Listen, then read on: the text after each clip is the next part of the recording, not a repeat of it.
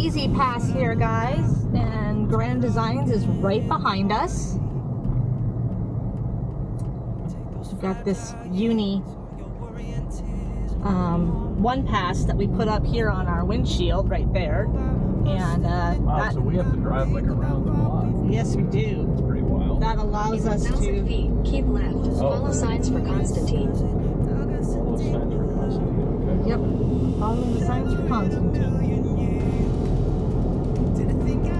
So we're pulling into the Grand Designs factory for our factory tour today. So we're kind of excited about it. Here we go, folks. In a quarter mile, there is Road 2. the whole factory over there, Grand Designs. Now, we don't have a Grand Design, we have a DRV. But we just thought it would be fun since we're in the Indiana, and this entire area, you're going to take a left at that light.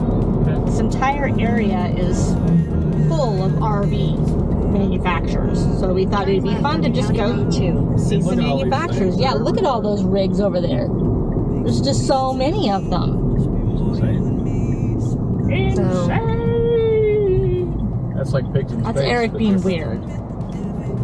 Just ignore him. You know we're recording. I know. All right, we got that on recording. Never in a million years did I think I'd get so lucky. Never in a million years did I think it'd be mine. Now I can't imagine a life without. We're following our tour guide right now. We had to go find the corporate office. We went to the wrong place. We didn't know where it was. So Grand Design welcomes you.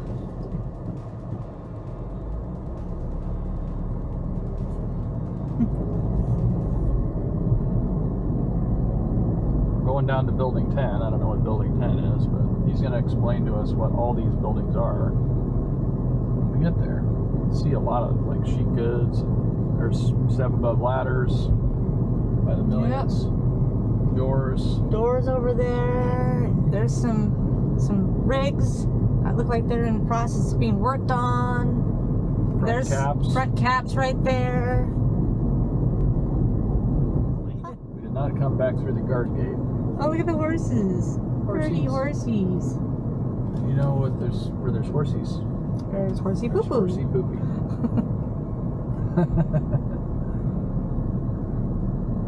This is pretty cool. Parking between buildings. Yeah, I can understand that. Propane there. Well, they probably have like tractors and stuff that go between them, and I'm sure they do. you don't want people parking there, getting in their way. Blocking their storage unit. That's why they have those big mirrors there, so they don't wipe you out when they're driving past. Their huge forklifts or whatever. Wow. That is hauling away some refuse. Oh, that's So cool. Solitude's in there. Wow, pretty paint. Full body paint Solitude. That's what we were looking at. Or not, I think Solitude is the one trailer. That we were, yeah, that's... No, Solitude's the trailer. What's Momentum is the toy hauler. The toy hauler. That's the one we were looking at. We were looking at a full body paint Momentum before we bought our DRV. And I have quite a bit of footage, so you'll see that as we're talking, but we wanted to kind of give you some of our thoughts. And so what was your favorite part of the tour? I mean, it was a fantastic tour. You got to see from the frame being nothing on it all the way through a full Grand Design that we got to go walk in and look around in. I don't really know what my favorite part was. I really enjoyed all of it. I guess looking at the finished product was my favorite part. Because some of the technical stuff goes a little bit over my head because I don't really know what some of the things they're talking about when they're talking about leaf springs and all the mechanics of those, and some of that stuff I'm just like, okay, whatever. He probably understands more of it than I do. So my favorite thing, I think, was all of the little tidbits that are tour rep. What was his Oh name? yeah. What was his name? Do you remember? Don't remember. Anyway, it's been 3 weeks since then. But he was excellent, and he gave us, I think it might have been like Nathan or something. I was thinking Nathan too. Anyway, he gave us all these neat little tidbits, like one of which was that when tires are mounted on a fifth thinking wheel that one or a too. toy hauler, or even really other than a motorhome, basically anything besides a motorhome, when tires are mounted, they are not balanced, which is weird. Like, we didn't know that. you would think that tires would always be mounted and balanced, but apparently they're not, and that's one of the reasons why the toy haulers and fifth wheels and travel trailers get more vibration. I mean, it just makes perfect sense. And so we were touring the Solitude factory, so that's their kind of higher end. Yeah. When you get there, there's about what like 12, 13 buildings. Oh yeah, there's a ton. There's a ton of buildings. We didn't even know where to go. We're like, where do we go? Somebody had to tell us where to go because there's so many buildings. And each building houses a specific model that they're building, which is really cool. So we were in the Solitude building looking at how the Solitudes, they're all built basically the same way, just differently based on the type of motorhome or fifth wheel or whatever it is that they're building at that moment. Right, and they obviously build more of certain things and less of other things because, like, the Solitudes and the Momentums are their higher end units. Yeah, so they build more of those than they do some of the other ones, like the little toy. No, they build a lot more of the little travel trailers. They do? Okay. Yeah, because there's a lot more people that can That's afford true, those. because the Solitude and Momentums they're more expensive ones. And they're more complex. They have a lot more. But it was really interesting to just see the back end of how everything is done, and they take you, like I said, through everything, including, showing you how they put the walls up and all of that. So it was very interesting. It is free to do tours, just so you know. They don't charge you anything, but you do have to sign up for them and have a reservation so that you have a spot. Yep. And won't let you just come in and be like, hi, we're here, we have a tour. Doesn't work that way. Right, yeah. I mean, they want to keep the tours small so that everybody can hear, and also be able to ask any questions they want to ask. And obviously at the end of the tour, as Christy already said, they take you inside of a fifth wheel, and Christy got sprayed in the face by the... that was funny, actually. That's on the video. You hear me laughing on the video. You didn't actually get me on the video getting sprayed, which would have been hilarious, and I wish he would have, because I think that would be funny, because I thought it was hilarious. Unfortunately, I was in the bedroom with the bed lifted up, looking at the underbed storage on the Solitude. They have these cool drawers, a little flip-up thing, and I happened to be looking at that with the camera, and so my body was blocking the shot, unfortunately. But it's too bad. But apparently the tour guy pushed on this cup washer, which is starting to be a new trend. We're seeing it on a lot of units. It's like this circular thing, and you push down on it, and it shoots water up into your cup to wash your cup out, I guess. And he'd pushed down on that just to see how it worked, and it shot water straight up into my face, which was really funny. Yeah, it shot all the way up into the ceiling. I guess got everybody in the kitchen Everybody got wet, yeah. It was pretty funny. I could see that not being ideal with children. Probably not, because they would probably be going, push down, push down. Kids, they like to try things, and they like to try things multiple times because they don't learn the first time. Yeah. Or they think it's funny the first time. Or they think it's funny. My kids would have thought it was hilarious, especially if they could get their, brother in the face. Right, I get questions all the time. Do we hang stuff on the walls? You can. Find a stud finder, find your studs, hang stuff up. Or also Luan, which is basically, as you guys see, this is Luan, and this is actually, basically particle board. But you can hang stuff on that because it's actually reinforced with wood itself. Or you can use the really heavy-duty Velcro, which is what we use. That's why we don't put holes in ours. The 3 ends. And it works great. We haven't had anything fall the off. red stuff. There you go. So, all right, guys. So what we're gonna do, as I talk, I'm gonna weave in and out. Don't be afraid. Follow me or go places and see how the unit's being put together. Okay, I'm gonna point some things out. Okay, and if you see something, just yell it out. Nate, what is this? Nate, what? So, all right. So let's start. This must be the 390 or something. So, Yeah, it's got the that's the rear kitchen one. Yeah, the 390. You can see. nice. So as you can see, guys, how it's being put together, all the main walls. I want you to take a look at where the ducting's coming at. Where are the wires coming at? Okay, very important stuff to look at. Plumbing, also the like I said, ducting system. Take a look where that stuff is coming in at. Over here, you'll see the furnace, the one-piece fiberglass shower. Okay. I want to show you this. Where is it?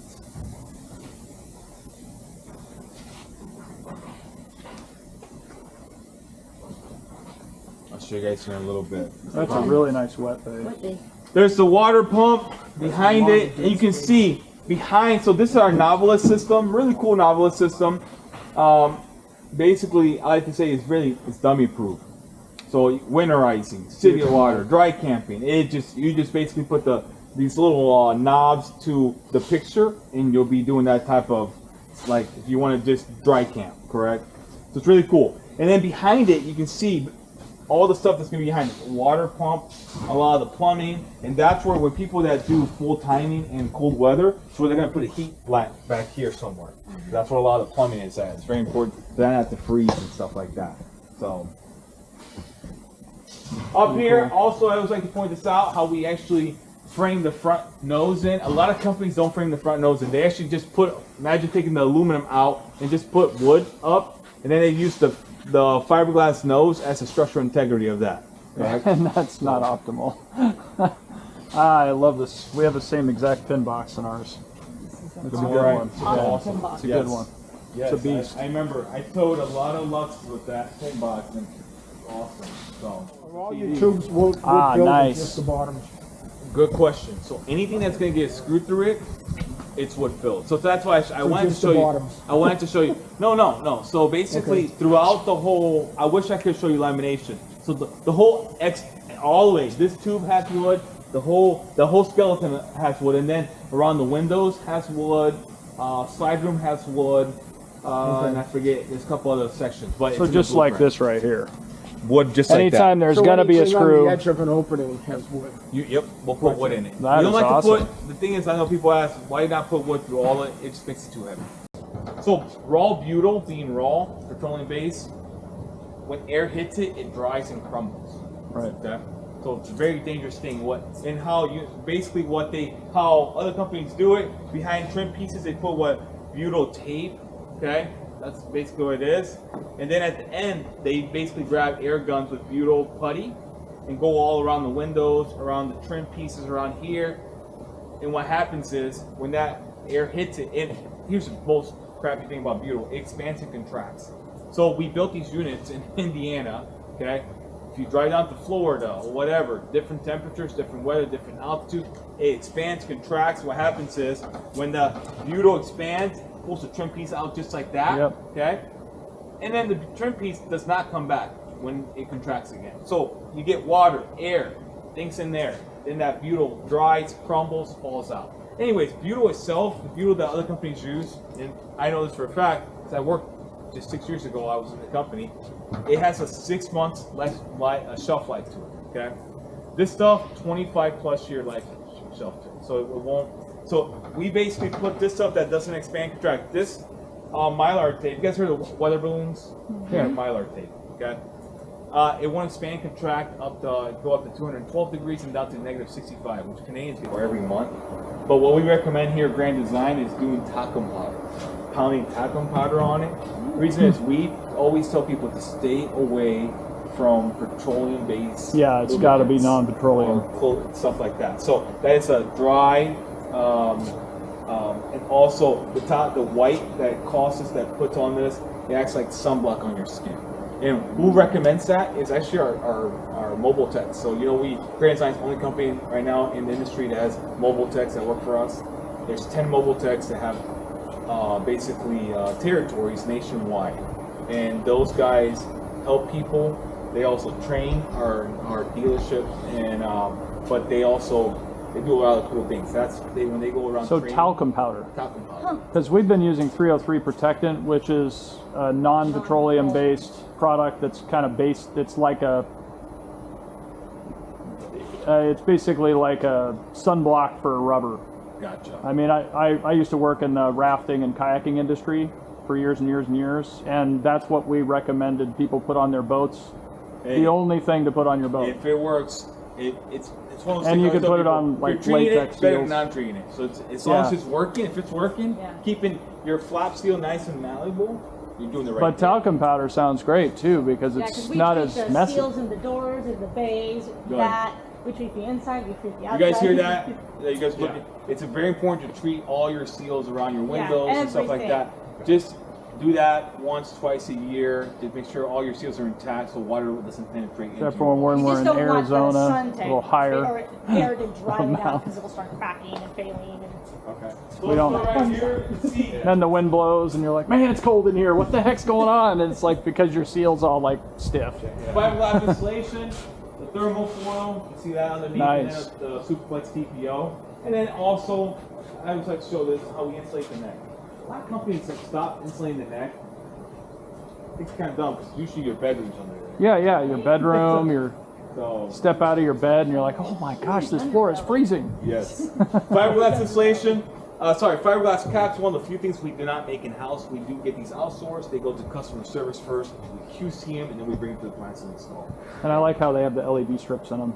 Yeah, the They look LED really strips. cool. So if you guys, these are pretty easy to replace. If you like, look underneath. There's just a wire. We actually put extra wiring, so you just peel that LED light off, take the extra wiring, clamp it, put the new LED strip on, and then glue it right back on. Oh, that's cool. Pretty easy to replace yourself. So let's cut through here, and we're gonna look at the side rooms. Ooh. careful, don't rip your shirt. Okay. Yeah, I just got caught on something. The new shirt, don't I rip don't know if it was my shirt or the little thingy, but anyway. So these are our side rooms. The side wall, the side room is laminated. The roof is laminated, okay?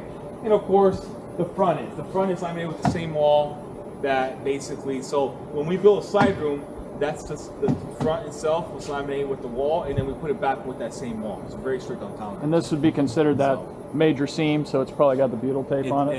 That's the Mylar, yes. Oh, Mylar. The tape. Mylar. Not the Butyl's- not the butyl. butyl's the bad Not the Butyl's raw bad. That's the only negative, because the positives are you keep water and this Yeah, that's the leaves only Debris. or debris. Otherwise Now it's I've great. seen many. I've been to many rallies because we help our rallies. A lot of the GDRV owners are making these foam pads and they stick them on both ends. Yeah. Oh, that's a cool They idea. just put them right there. They cut it and it works. We just got a noisemaker that we turn on. That helps. Sounds like it's raining. So Swintex. So we kind of saw the slide system that we saw the rack and pinion that goes Yeah. to the And that's the chassis most itself. reliable system. in That is the most reliable country. system. It was powered by hydraulic. The Swintech, it's a cool system because it allows us to like We had it put on the Tiffin. slide rooms in bedrooms and things like that that don't have to go through the frame itself. What's keeping that up is basically, if I would show you there's a piece that goes underneath here and these two tracks, okay? And this is attached to the wall itself. And this goes in and out. It's kind of like a It's- little screw system, right? That It is. basically It's a just whole- rolls it's a it back screw and system forward. in there with the wheel. Okay. Yeah. Now, it's a dual motor system. Okay. You can see the motor right here. There's the wiring. Okay.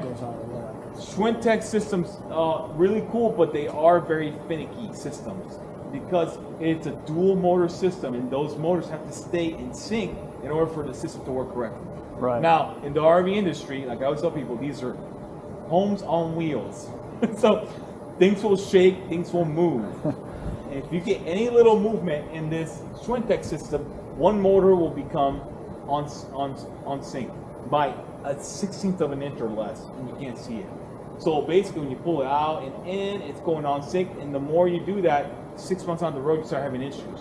Okay, and people all of a sudden like, what happened? I didn't do anything different, but the motors became on sync, so they started putting stress on one area, and then it starts basically. We've seen some bad issues.